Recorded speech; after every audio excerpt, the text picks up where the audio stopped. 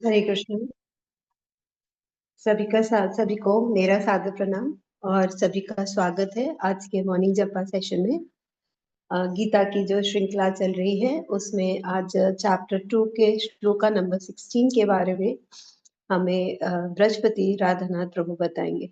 प्रभु आप शुरू कर सकते। हरे कृष्णा। थैंक यू माता जी। ओम अज्ञानतिमिरान्धस्य ज्ञानाञ्जनशलाकया चक्षुरुन्मिलितं येन तस्मै श्रीगुरुवे नमः।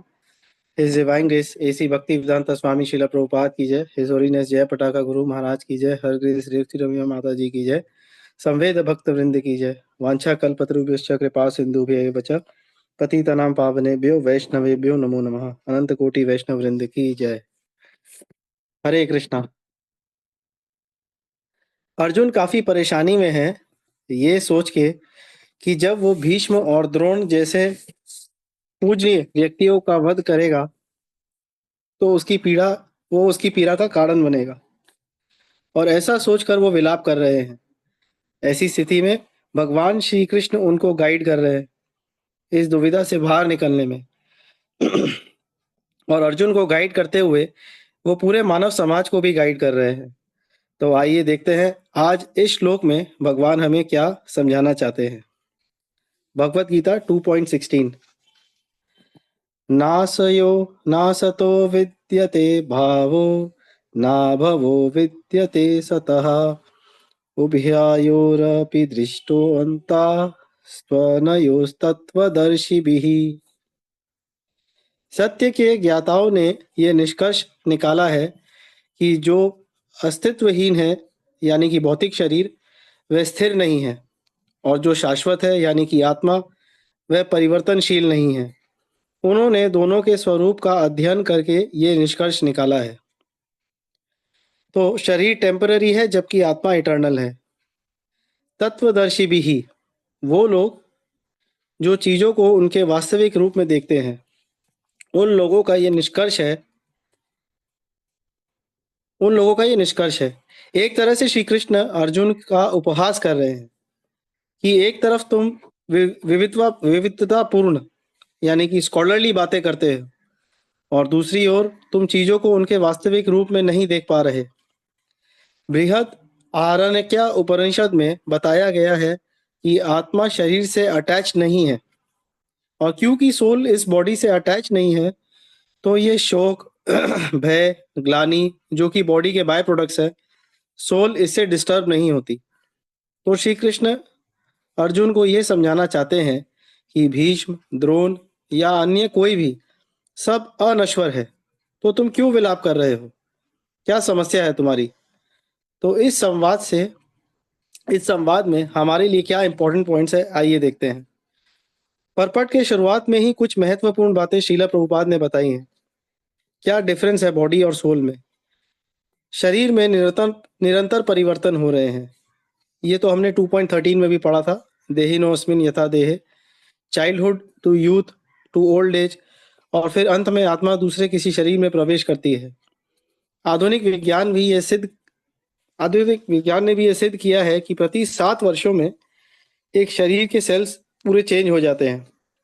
एक सिंपल उदाहरण से समझते हैं कि शिशु की बॉडी में करीब 300 हड्डियां होती हैं, और वही शिशु जब बड़ा हो जाता है तो केवल 206 से 210 हड्डियां रह जाती हैं। तो बॉडी तो चेंज हो रही है। किसी के मन में ये प्रश्न आ सकता है कि जब मेरी बॉडी में चेंजेस हो रहे हैं, मेरे मन में भी चेंजेस हो रहे हैं, तो ज़रूरी आत्मा में भी चेंजेस हो रहे होंगे। नहीं, आत्मा सेम है, इटर्नल है। इस शरीर से पहले जो शरीर था और इस आवरण के बाद जो आवरण होगा, उन सब में आत्मा अपरिवर्तित है। और ऐसा नहीं है कि केवल वैष्णव इस बात को मानते हैं, अपितु निर्विशेषवादी भी इस तथ्य को स्वीकारते हैं। केवल जब कोई मनुष्य पूर्ण अज्ञान में होता है तो वह शरीर और आत्मा के डिफरेंस को नहीं समझ पाता, और इसी अज्ञानता के वशीभूत होकर उसमें दो प्रकार की गलतफहमियां होती हैं। पहली, स्वयं को मैटर से जोड़ना, I am the mind, I am the body. और दूसरी गलतफहमी, स्वयं को भगवान मान लेना। जैसा शीला प्रभुपाद बताते हैं, ये माया का आखिरी और सबसे घातक प्रहार होता है। किसी एक टी शर्ट पे इस व्यक्ति ने पढ़ा था, I was an atheist till I realize that I am God. मतलब पहले तो भगवान को मानता नहीं था, लेकिन फिर अचानक उसको ज्ञान हुआ कि वो स्वयं भगवान है। ऐसी भी मन की रचनाएं होती हैं लोगों की। अधिकतर लोगों में ये दोनों में से कोई एक गलत फहमी होती है। यकीन होता है या तो हम बॉडी है, आत्मा नहीं, या फिर हम भगवान हैं। तो इन गलत फहमियों से मुक्त कैसे हों? इस श्लोक में 2 उपाय बताए गए हैं। आराध्य और उपासक के बीच में पुनः रिश्ते को स्थापित करना। ऐसी धारणाएं उत्पन्न होने का कारण है कि हम भगवान से अपने रिश्ते को भूल गए हैं। तो इस कनेक्शन को रीएस्टैब्लिश करना है, मगर कैसे? पहला, कलयुग में हरि नाम ही केवलम, नाम जप के द्वारा। और दूसरा, हमें यह समझना है कि हम यानी कि इटर्नल सोल भगवान के अंश है। हम बूंद है तो भगवान समुद्र है, हम चिंगारी है तो भगवान पूरी अग्नि है। तो 2 प्रतिक्रियाएं, पहला 2 प्रक्रियाएं। पहला, नाम जप के द्वारा पुनः भगवान से अपने रिश्ते को स्थापित करना, और दूसरा, स्वयं और भगवान के अंतर को समझना। अगर ये दोनों महत्वपूर्ण बात अगर ये दोनों महत्वपूर्ण तथ्यों को हम समझ जाते हैं और अपनाते हैं, तो हम श्योरली अज्ञानता से बाहर होंगे और काफ़ी भौतिक चीज़ों की आसक्ति जो उत्पन्न होती हैं, जो कि एक्चुअली अवॉइड करने योग्य हैं, वो अवॉइड भी होंगी। भगवत गीता के 2 उद्देश्य यहाँ बताए गए हैं। पहला, ऐसी अज्ञानता से बाहर निकलना।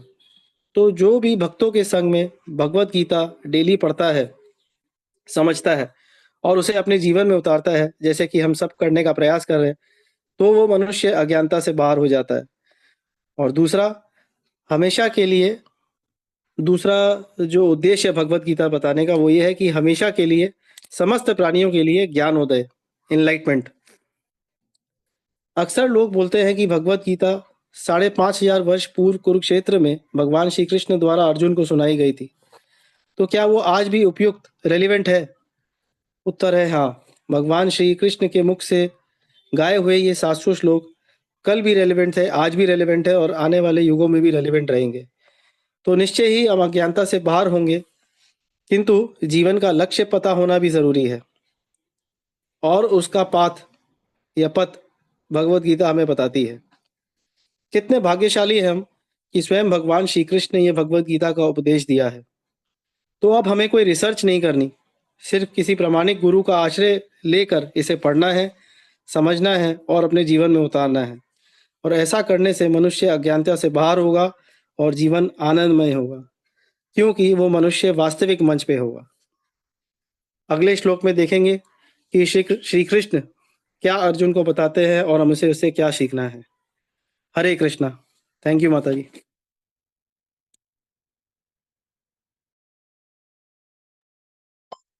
थैंक यू प्रभु। बहुत सुंदर बोला आपने। आपने बहुत अच्छे से बताया कि किस तरह आत्मा और शरीर अलग है, कैसे उसको पाया जा सकता है एसोसिएशन से और एनलाइटनमेंट से। और आपने बहुत सुंदर से इसका वर्णन किया प्रभु जी। Thank you very much.